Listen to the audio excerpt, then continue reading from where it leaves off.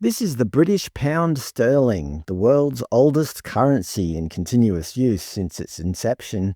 These are the banknotes. As you can see, they feature the faces of famous British figures.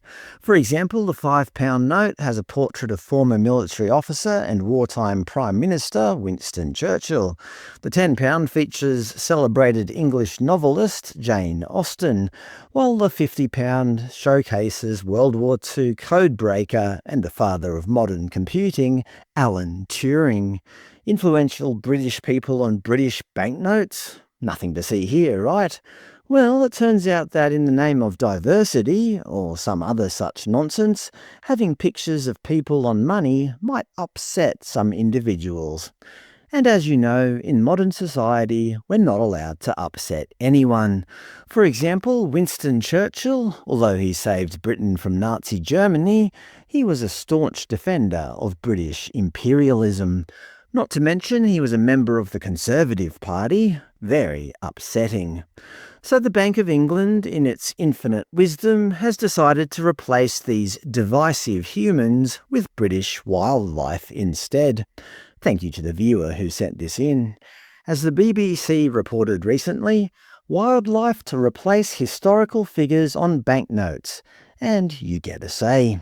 Well, not you, unless you're British, but even then you probably won't get much of a say. Just to be clear, they're not erasing history, they're just updating it by deleting historical figures. According to the BBC article, this spells the end for the sometimes controversial choice of historical characters. But never fear, a panel of experts will draw up a wildlife shortlist to put before the public. Ah, democracy at work. Don't worry about the disappearance of these national icons. Just shut up and choose an animal. The official reason for the change has nothing to do with divisive historical figures, but rather, as the BBC put it, images of wildlife would be difficult to counterfeit, while also allowing for a celebration of nature across the country, the bank said. Of course. See, counterfeiting Winston Churchill is too easy. Apparently, any toddler can scribble a recognisable cigar and a scowl. But try to draw a robin. They're surprisingly impossible to draw. And the common frog?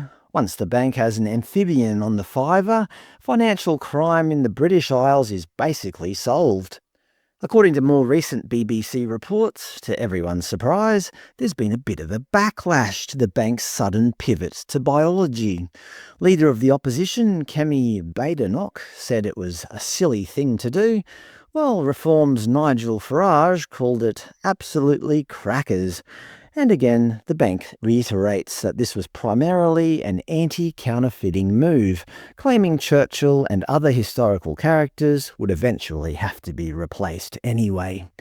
The anti-counterfeiting properties of the Eurasian beaver cannot be understated. Even the RSPCA has stepped into the debate, making the case for pigeons, rats and gulls to be represented on the currency. Oh yes, I can't wait for the tenner to have a rat on it.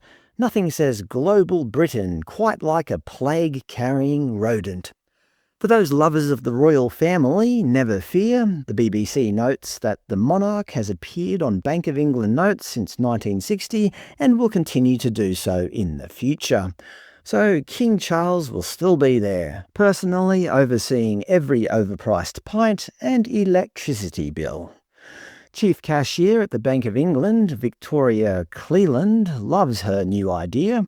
She said, "Nature is a great choice from a banknote authentication perspective and means we can showcase the UK's rich and varied wildlife on the next series of banknotes." See, it's purely technical. Apparently, a badger has better authentication perspective than the man who won the Second World War. I guess now it's just a matter of time until Australia copies the UK, as we love to do, and starts erasing the likes of one of Australia's greatest military commanders, John Monash, and replacing him with a bin chicken. Waltzing Matilda creator Banjo Patterson will become a grumpy wombat, while Queen Elizabeth will be appropriately superseded by a screeching cockatoo. I just can't wait till they replace our heritage with a zoo, because as we've learnt today, they're not erasing history, they're just updating it by deleting the very people who made it.